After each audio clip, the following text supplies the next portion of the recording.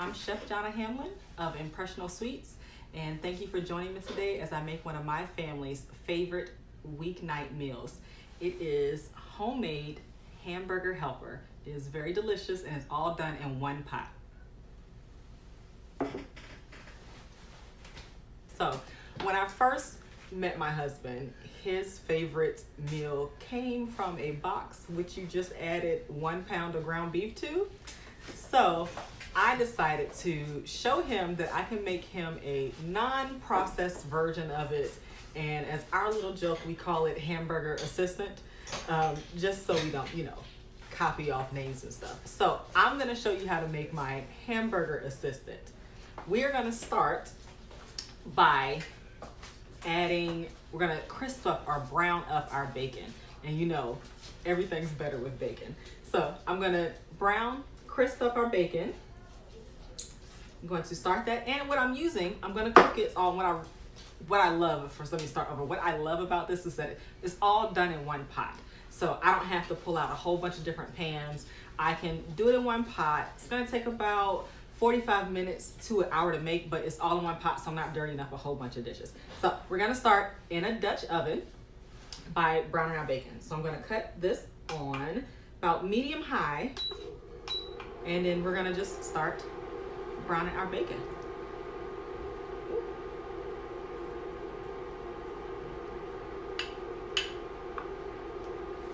And I have 5 strips of bacon. It's about 5 strips. I think I might have put 6 in there, but the recipe's gonna call for 5 strips of bacon. We're gonna cook this until it's nice and crispy. Then we're gonna pull it out, and I'm gonna set it aside, and then we're gonna add it back later. But we're gonna get this nice and crispy first. And I just chopped it up. I took 5 strips, chopped it up, just until, fairly decent sized pieces, not really teeny tiny, because as you cook it, the bacon's gonna shrink as it browns. All right, oh, and it's a smoked bacon, so I love using smoked bacon, and it just smells so good.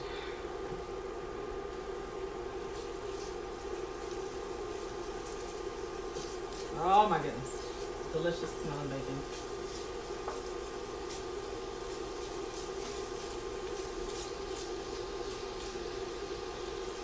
And because we're getting the bacon nice and crispy, I always add just the extra strip of bacon, because people like to come around and steal little pieces of your bacon while it's sitting aside. So if some of it gets taken away because you're eating it, or your family members have came by and eating it, you still have enough bacon to add to your helper. All right, now we got some nice action going on here.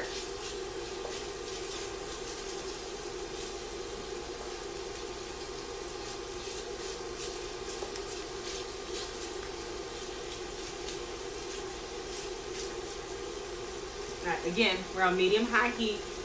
Just gonna keep it going until it starts to brown, and we're gonna render some of that fat off of that bacon too, which we're gonna leave in there because it's gonna help us when we add the rest of our ingredients.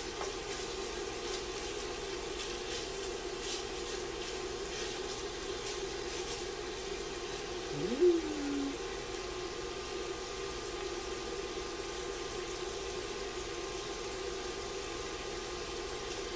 I'm gonna pause that camera for a second. Okay.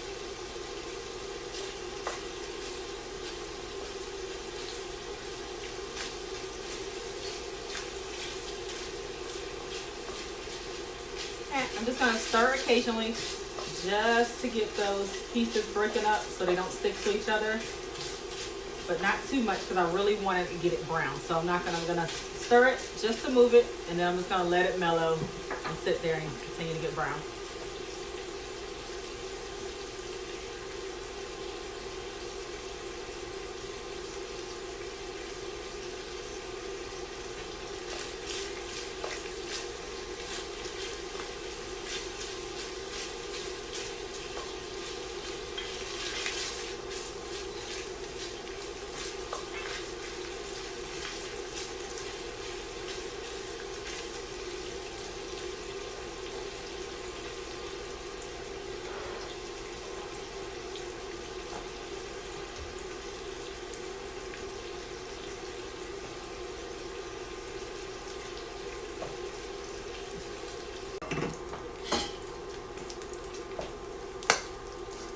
poppy bacon. All right, so I'm gonna remove my bacon now. Drain off as much of that fat as I can so that I can leave it in here for when I add the onions.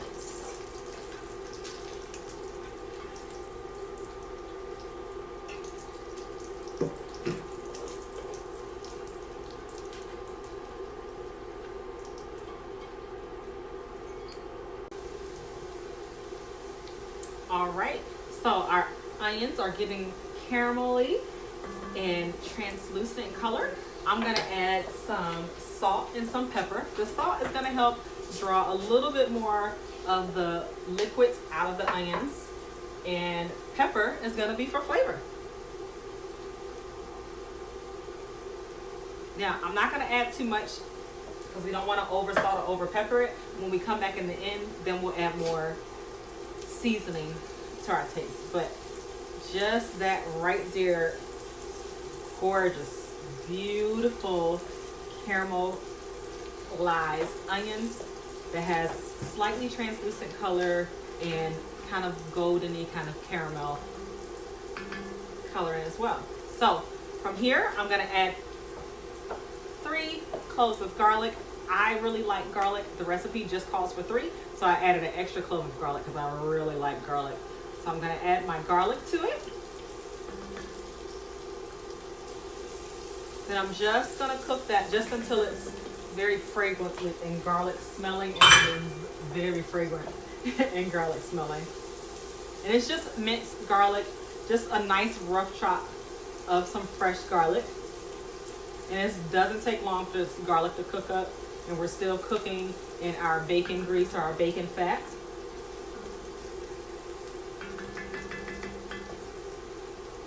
So just gonna cook it for about a minute or 2, just till I start to see some color in my garlic. And then I'm gonna add my ground beef to it. So I use about an 85-15 lean ground beef. Sometimes I use 90-10, only because I really like not that much fat in there for it to be a nice meaty kind of flavor or taste in my meat. But you can use 80-20 as well if that's the type of ground beef that you like. But I always use about 85-15. And I'm using an organic ground beef. But again, you can use whatever ground beef that you can get your hands on. Right. So we're gonna turn it up to about medium high, and this is to get our ground beef nice and seared and crispy. And we want to cook it all the way through.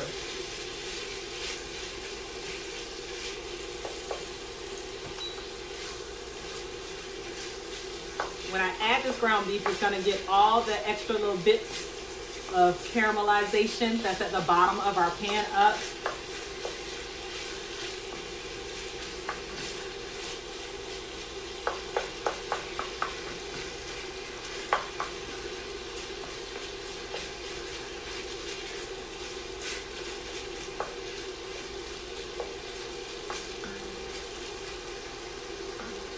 So I'm gonna let that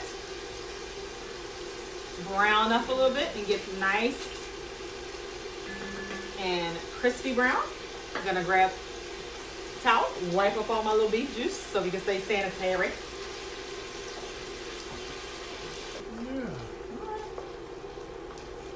All right, so my beef is just about finished browning.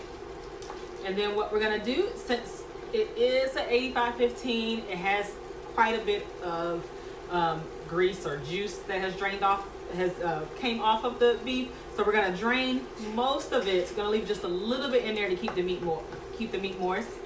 But I got a few little bit of pink spots to get rid of, and then we'll be ready to drain it.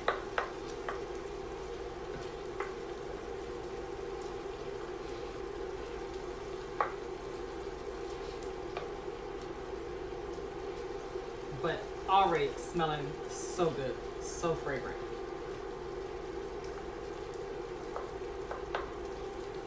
All right, no more pink in my beef. And we got a nice brown color. So I'm gonna go ahead and drain most of this off.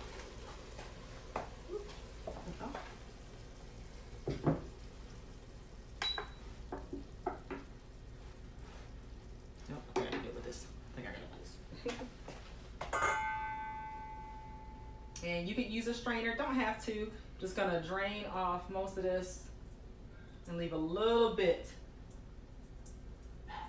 just to keep it moist. All right, there we go. So I'm gonna cut this back on.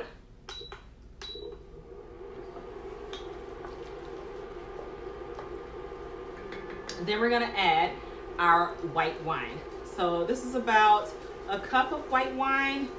It's going to, not only is it going to deglaze the bottom of our pan to get those extra little bits off of there, it is also going to penetrate our meat and flavor it with just a little wine. So we're gonna bring this up to a boil and let it reduce. So I'm gonna let it reduce for about 10 minutes, and that's gonna concentrate that nice wine flavor. And I'd say about a good rule of thumb for picking out which wine you want to use: if you will not drink the wine, then you shouldn't cook with the wine. So you should always have a wine that tastes good enough for you to drink that you can cook with. So while we're waiting for it to reduce, I'm gonna go ahead and enjoy me a glass of wine. Nothing like a little wine while you're cooking. Yummy, yummy, yummy. That is good. That's really good. Yeah. So we're starting to simmer here, and we're just gonna let it reduce for about 10 minutes. So I'm gonna go ahead and put 10 minutes on my clock and let that reduce.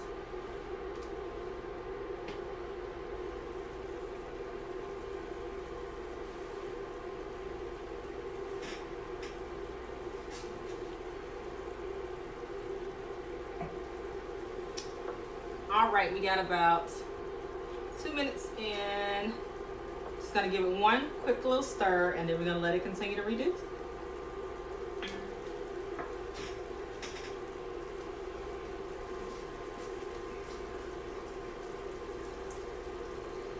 All right. Okay, so our wine has reduced a little bit more than half. Now we're gonna add our remaining ingredients. So we're gonna add 3 cups of chicken stock, cup of heavy cream, and our 2 cups of dry macaroni. So in goes our chicken stock, heavy cream,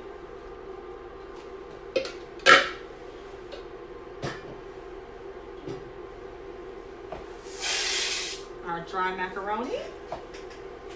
Then we're also going to add our bacon back in now.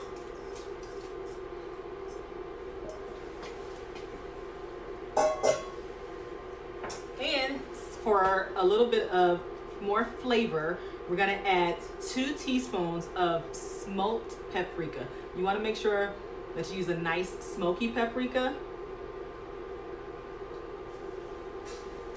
It's gonna add a nice smoky flavor to it that's gonna complement our already smoky bacon that's in there. And we're gonna add 1 bay leaf. My bay leaves are a little small, so I'm gonna go ahead and add 2, is like 2.5 to mine. And then we're gonna give this a stir. Oh, it smells so good, y'all. Smells so good. And again, so convenient. It does take a little longer than that little box meal, but it's well worth it in the end. We're gonna bring this to a boil, and we're gonna let it boil for 9 minutes. So I'm gonna go ahead, turn this on high, let it come to a boil, and then we're gonna let it go for 9 minutes. That's gonna get our pasta cooked till it's nice and al dente. Here's my timer.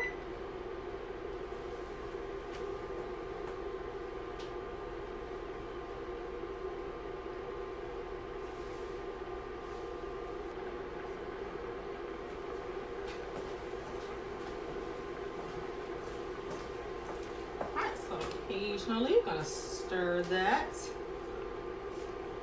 Oh, it smells so good.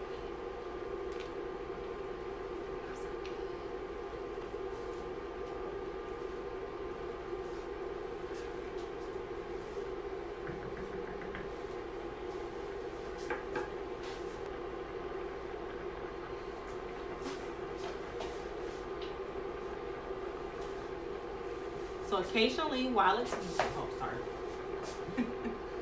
Occasionally while it's boiling, you just want to come back and occasionally stir it. You do want to make sure that you do not cover it, so you leave the lid off, because we want this liquid to, it's not only going to be absorbed by the uncooked pasta, but it's also has to evaporate so that it can lessen the amount of liquid in there. If you cover it, all the liquid's going to stay in there, but you want to keep it uncovered so that the steam can escape, and then that the pasta can be absorbed by the liquid, or liquid be absorbed by the pasta.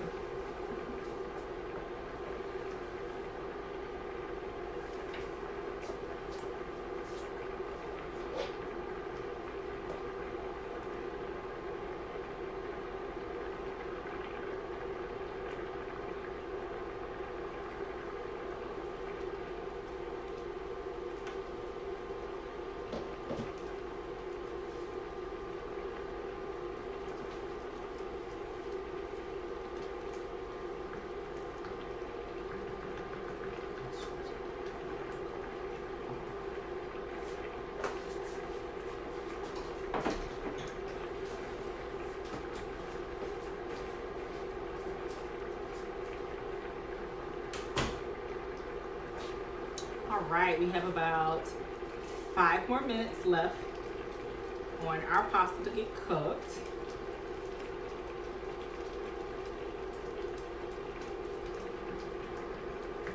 And if 9 minutes is too long for your pasta, just follow whatever the instructions are on the box. So once you have added your chicken stock and your cream to it and it's come to a boil, then you add your noodles.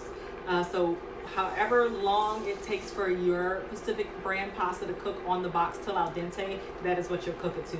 Mine, it's about 7 to 9 minutes. I'm gonna go ahead and go the whole 9 minutes, so I have about 3 more minutes left on that.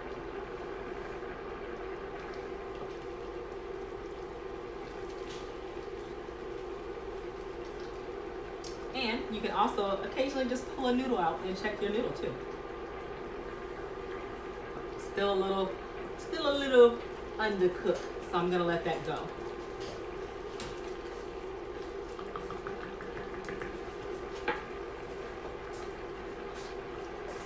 So while we're on our last few minutes, I'm gonna get my cheeses that we're gonna add to help give it that nice and creaminess, you know, like that hamburger meal that you make. So I have about 1.5 cups of cheddar cheese, and then I have American cheese. So American cheese, I have about 5 slices of just American cheese.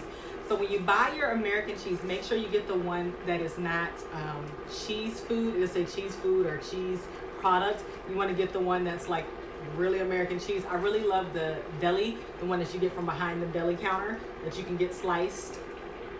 That's a really good American cheese to use.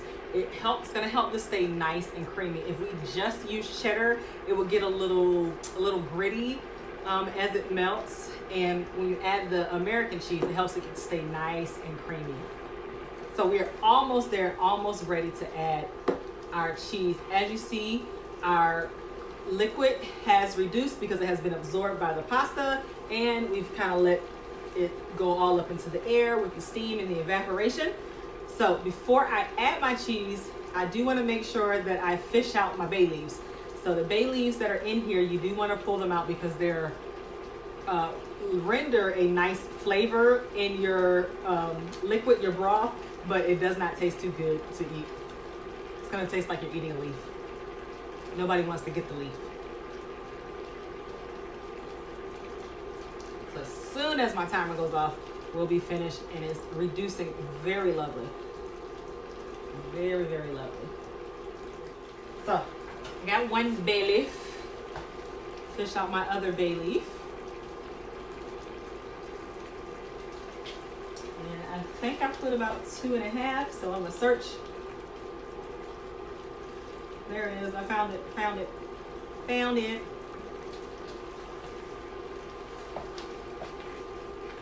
All right, I know that my noodles are nice and done, so I'm gonna go ahead and turn my heat down to low, or you can cut it off If you have a electric eye that you're using, I'm using induction, so it's gonna cut off like immediately. But if I was using an electric eye, the heat would remain, so I would just cut it off. And then I'm gonna add my cheeses.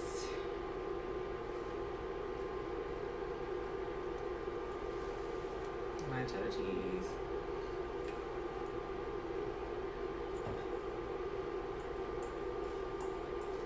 All right, put cheese in.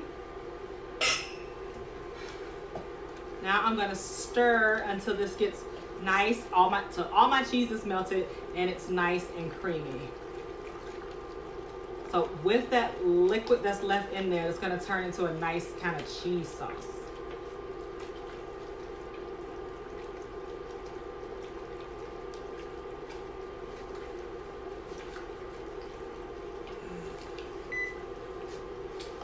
It's my timer.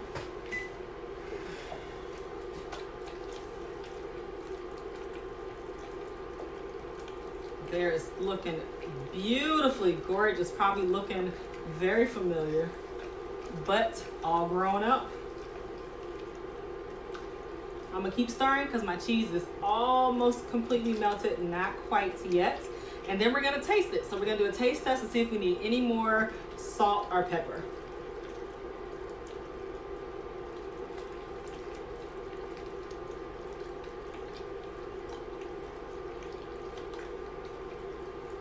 All right, so I got all my cheese is melted. I'm gonna go ahead and turn my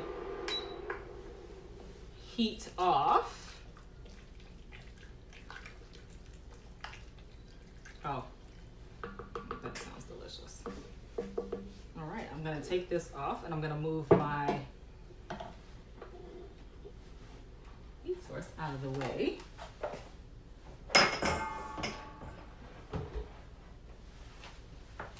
And while that's sitting, I'm going to get some chives. I'm going to chop up some chives to go into this.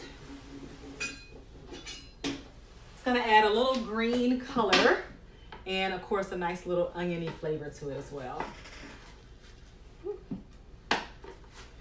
So you need about a half a cup of chives. You can put more, you can put less. I'm going to also save back some just to garnish it when I plate it. And you want to cut your chives fairly small.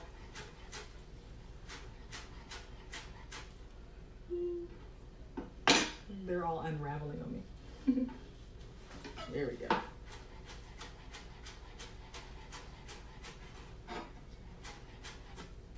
And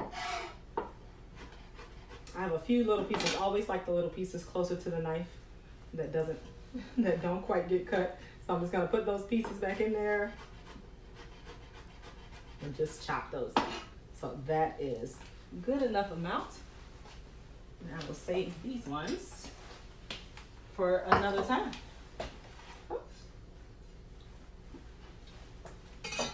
Just gonna add a few chives in here for some nice green color.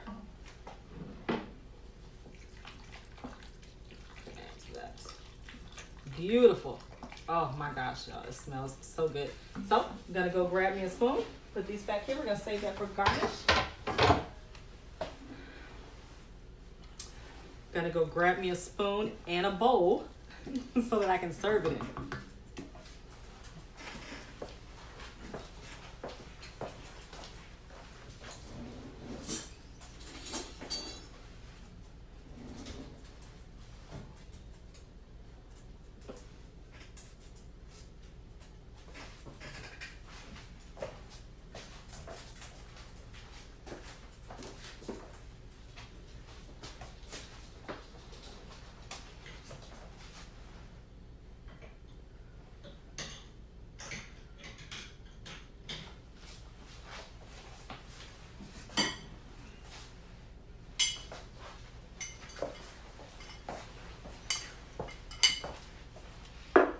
Oh, also need a bigger serving spoon. There we go. All right.